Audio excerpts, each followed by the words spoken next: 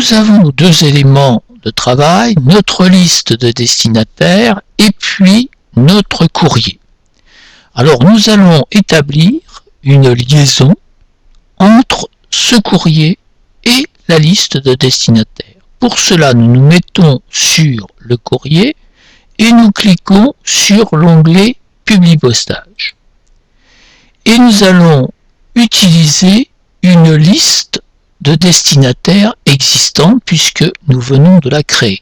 Donc nous cliquons sur la flèche de sélectionner des destinataires et nous allons cliquer sur utiliser une liste existante.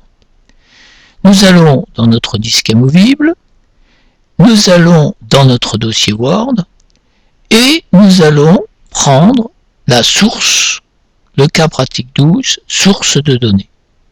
Cliquons dessus et nous faisons ouvrir.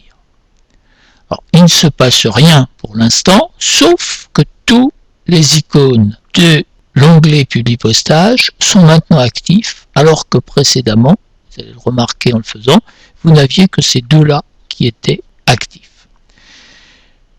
Et nous allons remplacer les éléments de notre lettre par les têtes de colonne de notre source. Alors, je sélectionne Monsieur, c'est-à-dire le titre de notre lettre d'origine, et je vais sur cette flèche insérer un champ de fusion.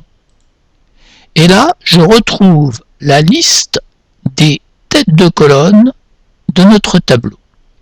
Donc je clique sur titre, donc Monsieur disparaît et à la place on voit titre entre guillemets. Je sélectionne Alain Delin et je fais pareil, la liste, et là je fais non. Pour l'adresse, dans notre liste, nous avons qu'une référence d'adresse, donc nous prenons les deux lignes qui existaient dans l'adresse de Monsieur Delin et nous allons mettre à la place adresse. Le code postal, nous le sélectionnons en gardant bien l'espace entre les deux. Nous cliquons sur la flèche et nous cliquons code postal. Donc on peut remarquer que Word de lui-même a mis un tiret bas, tiret du 8, entre code et postal.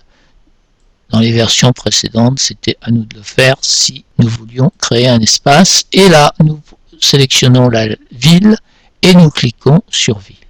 Voilà. Ainsi, tous les champs de l'adresse ont été remplacés, qui s'adressaient à Monsieur Delin, ont été remplacés par les titres des colonnes de notre source de données. Par contre, ici, nous avons également Monsieur, donc si la lettre s'adresse à une dame ou à une mademoiselle, ça ne va pas correspondre. Donc nous allons faire pareil pour ce Monsieur ici. Nous sélectionnons en prenant bien garde de ne pas sélectionner avec le passage à la ligne. Nous n'avons pas affiché les signes de paragraphe, mais c'est vrai que si on le fait, voilà. Donc on ne prend pas dans la sélection le passage à la ligne, autrement ça supprimerait une ligne. Et puis nous revenons dans Publipostage, insérer un champ de fusion, et de nouveau nous cliquons sur titre. Et vous voyez que la mise en forme du titre ici conserve la mise en forme qu'il y avait dans la lettre précédente, et de même ici on est en gras italique, si on va dans accueil, calibri 14, gras italique, etc. Alors qu'ici nous sommes en 12, ni gras ni italique. Tout ça, ce sont des petits points, mais qui ont leur importance de façon à ce que la lettre prenne bien la forme. Et puis, nous avons une deuxième fois dans le texte le titre Monsieur. Je vous prie d'agréer Monsieur, mes salutations. Donc, nous allons sélectionner aussi Monsieur ici. Vous rappelez qu'un double clic sur un mot permet de sélectionner un mot tout seul. Nous retournons dans Publipostage, insérer un champ de fusion et nous cliquons titre également.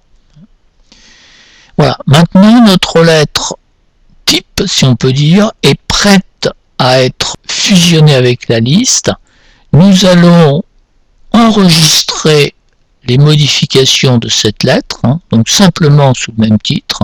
Nous cliquons enregistrer. C'est à vous de réaliser cette étape, ouvrir la lettre type, enfin ou la mettre à l'écran, cliquer sur l'onglet Publi postage, sélectionner la liste des destinataires dans notre clé USB et puis sélectionner chaque élément de l'adresse, titre, nom, adresse, code postal, ville et les remplacer par les différents éléments que nous trouvons dans cette liste sous Insérer un champ de fusion. C'est à vous, je vous souhaite bon courage.